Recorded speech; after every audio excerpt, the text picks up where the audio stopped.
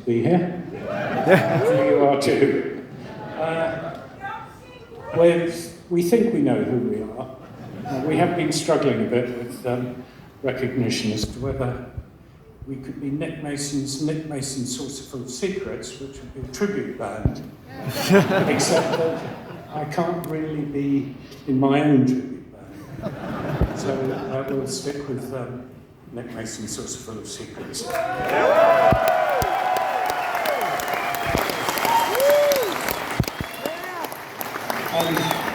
Great to be back here. I might just check with the professors. When I first came to Sydney. First came to Sydney in 71 at Randwick Racecourse. Yes. Very cold apparently. Yeah, the only time I've ever played drums with gloves on. Anyway, we'll carry on, but before we do, could I just ask you, if you want to record on your phones, that's fine. If you want to take phone calls, do the office work, whatever. But if you could please switch off the little white lights, because they're a distraction. I have to tell you, it doesn't bother me at all. But everyone else doesn't like it. The people next to the people doing it. Anyway, so if you could please just switch off the white lights. Thank you. Onward.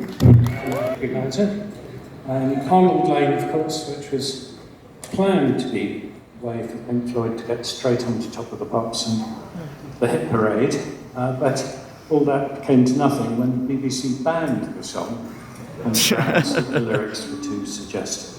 I mean, in fact, it's 40 years ahead of its time, really. But here we are.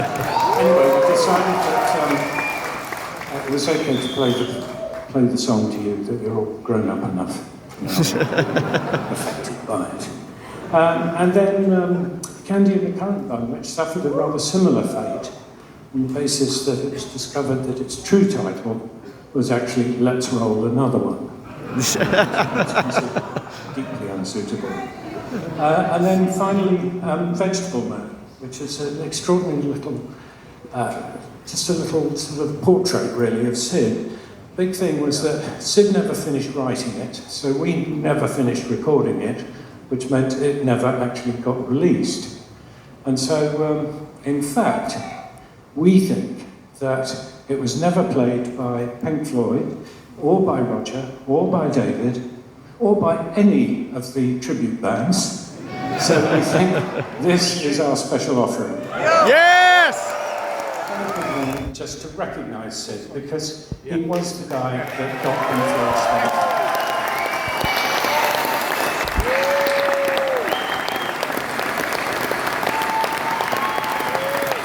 Thank you.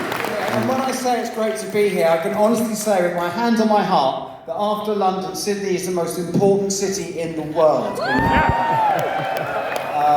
We're going to take a minute now and do a song to remember the late, great Richard Wright. Yeah! And this is a song that's all about looking back to when you're a child, which is what I've been doing since I got up, because it's 41 years, nearly to the day, that I was first flown down here to play for Icehouse. And it's where my whole mad life in music started. I went and found my old flat in Bondi Beach today. It was very, very emotional. And I usually dedicate this song to my son Stanley, because Rick was his granddad. But tonight I want to dedicate it to a man to whom I owe an inestimable debt of gratitude. I'm thrilled that he's here tonight with his son Evan. This is for you, Ivor Davis. I'd like to take a moment now to introduce the band, who I'm unfamiliar with them. And we'll start with a man who actually came up with the idea for this band. And he very wisely didn't contact me to discuss it, because I didn't know at the time.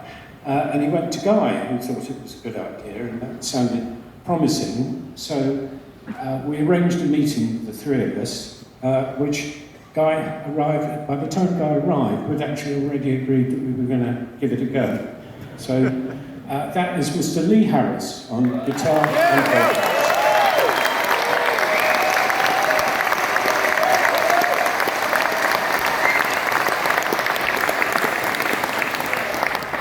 And then we have a remarkable man on the keyboards, I did count up that there were 300 keys for him to choose from, plus lots of buttons and dials and things to twist and so on. But his experience with the orb, first of all, means that he can stay up for 14 hours playing music.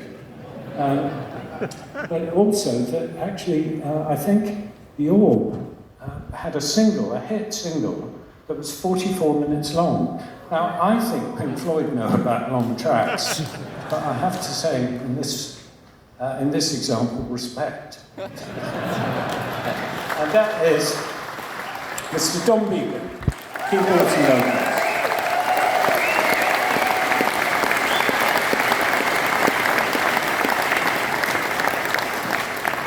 And then a man I've known for well over 30 years, and trust implicitly in his judgment on music. And so, as I say, he played a part in putting this thing together as well, in fact. And that, of course, is Mr. Guy Pratt, on bass guitar and vocals.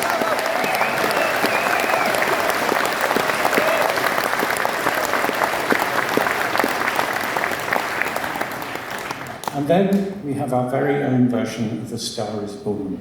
A man who came from being a very successful new romantic into being an absolute blinding prog rock god.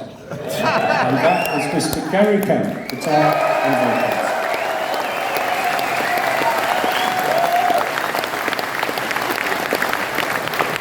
Thank you. Yes, I am extremely honoured to be on this stage. 50 years ago, you and I bought records we thought were the best things we'd ever heard. 50 years later, we know they were the greatest records ever made. And someone who's helped to give us that eternal pleasure is on stage. He's on drums, Mr. Nick Mason. Yeah!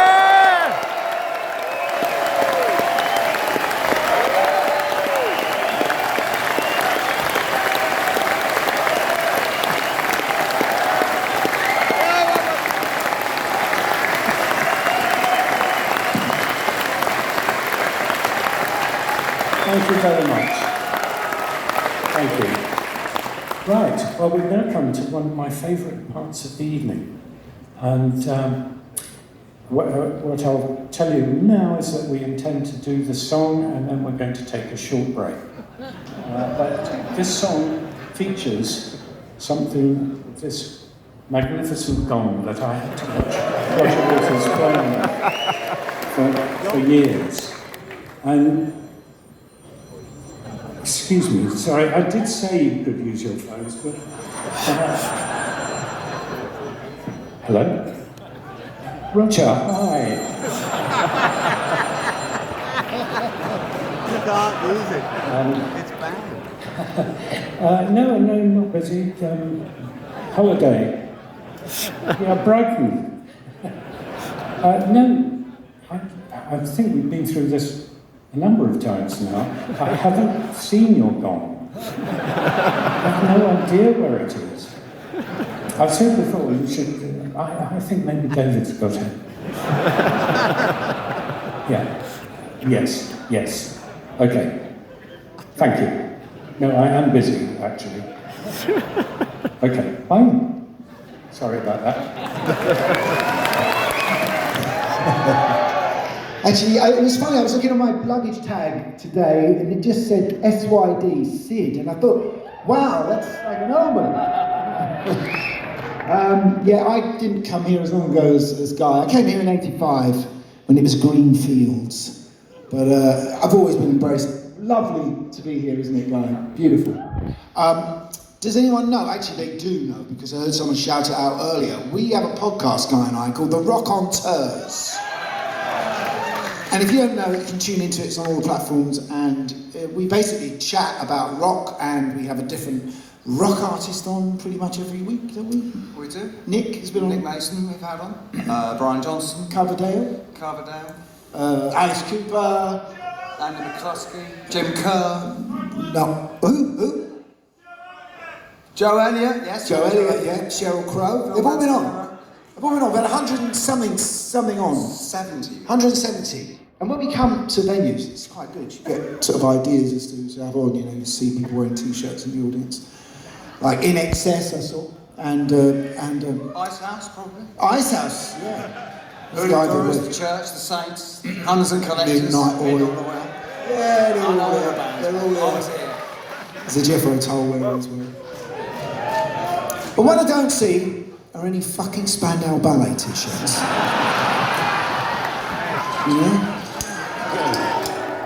You've got to give me a few shout now. I mean, can you tell you what, if you're on the balcony, put your phone lights on.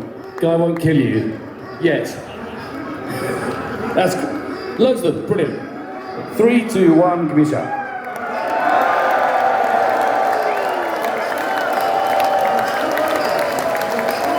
You look great, thank you.